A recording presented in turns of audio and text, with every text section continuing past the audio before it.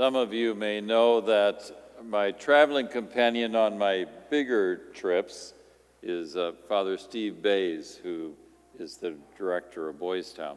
Steve and I have been friends for a long time, and you may also, if you know Father Steve, know that he's a mountain climber, a technical mountain climber. So he'll backpack at the lower altitudes, and then as they get up higher in the mountain with the ropes and those kind of things. I do not do that. So if I do anything, I do the warm-ups with him on the lower altitudes. We'll hike, 10 miles up a mountain, and then you do the rest, Steve, because I am not doing ropes and technical climbing on it. No.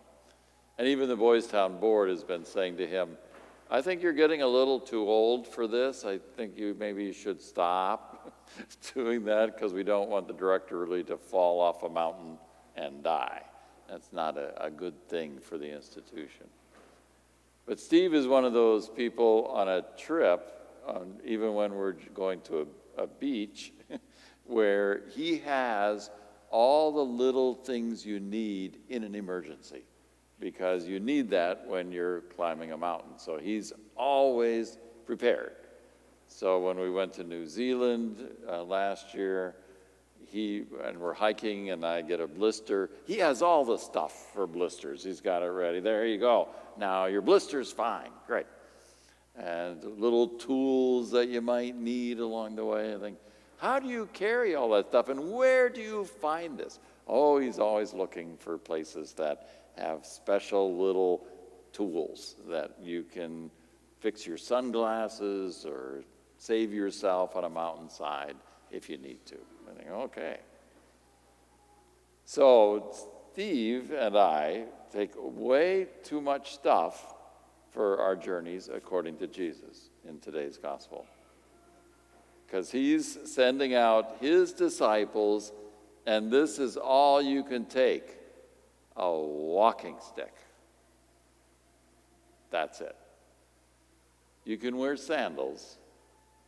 You can have one tunic, but no belt even. And I think, why a belt?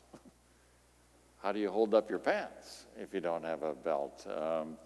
And no credit cards, no money, no suitcase, nothing, just a walking stick. Now, I'm sure those guys listening to him are like, what? We don't get to take anything else? Nope, nothing else. Well, how are we going to survive with one tunic, sandals, and a walking stick? Well, you're going to trust Jesus, that God is going to provide whatever else you need. Because here's the problem, is that at least when Father Steve and I are traveling, we rely on our stuff. Our stuff gets us through things.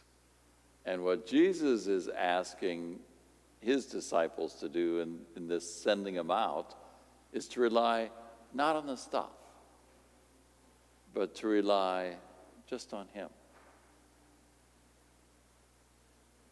Because if people have stuff, you can give that to people along the way. It's all those things we possess that we end up giving to others instead of the most precious gift, which is Jesus himself. Today, when we're sent out to do the work of Jesus, it might not be so much the things, the suitcases and the credit cards that are getting in the way, but it might be, for our culture, our training.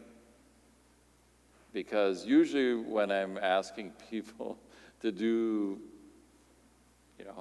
mission work, church stuff, talking to others about Jesus, they will say, Father, I'm not qualified. I don't have a degree in theology. I'm sorry, I've really never studied. I would need to do a lot of training before I would ever feel comfortable just talking to anybody else about my faith. I understand that, because even after 4 years of graduate school and I was ordained, I thought, I'm not ready.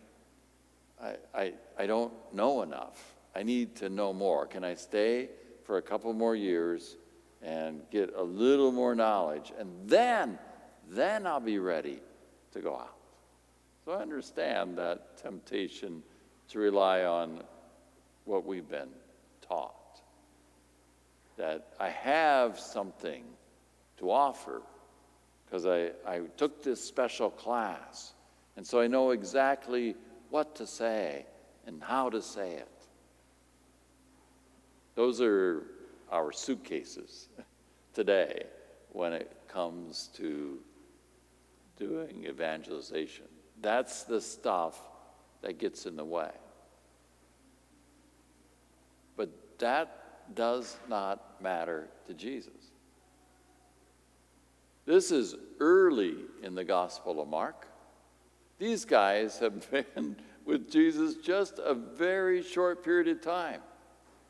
They were fishermen and tax collectors and general laborers. These were not people who were trained Pharisees who had a lot of study of Scripture. No, they didn't have any of that. They might know how to fish, and Jesus is sending them out to preach and to heal and to get rid of evil. There you go. Go do that. And maybe they grumbled along the way with their one stick, saying, I don't know what we're going to do here. I don't know what we're going to say. How could we say anything? We aren't trained yet. We're not ready. And it was radical that Jesus even did that, because no other rabbi did that. In his day, students went with the rabbi. The rabbi did all that, not the followers. You want the followers to do this? Yes. You get sent out. Oh, no, no. Jesus, you got this backwards. No, that's what he does. He sends out the followers. And as we will hear, if you read the rest of the story, they do amazing things. Absolutely amazing. And you and I, my friends, are continued to be sent out by Jesus today. The world needs his presence. And you and I are sent out to do that. And you need to trust, just like those women and men, that Jesus is enough. You don't need any more. All you need is his presence. And he will give you whatever else you need. Trust that. I was listening to a fellow this week online who has done research on young people who are unchurched. And he's in Australia, but I would presume that young people in Australia are not that different from young people in the United States. And when he interviews the young people who are going to no church, maybe don't believe at all in God anymore, and he asks them, what was missing? Why did you leave? He never hears things like, well, if the church I went to just had a better app, I might have still believed in God. Or if the church I went to had a better band, The band that was playing there, if they just had Holly singing every week, then maybe I'd still believe in God. They don't say things like that. They don't say the building wasn't really nice, and so I stopped believing in God because the church had a terrible building. That's not what they say. What they say is they never answered my questions. The real deep questions I had were not answered. And I did not have anybody who truly lived that faith, what they believed. It all seemed very hypocritical. If they would have only found one person who really believed, and one person who trusted that Jesus was enough, and one person who lived that in their life, then those young people would still believe. That's what they're looking for. That's what they need.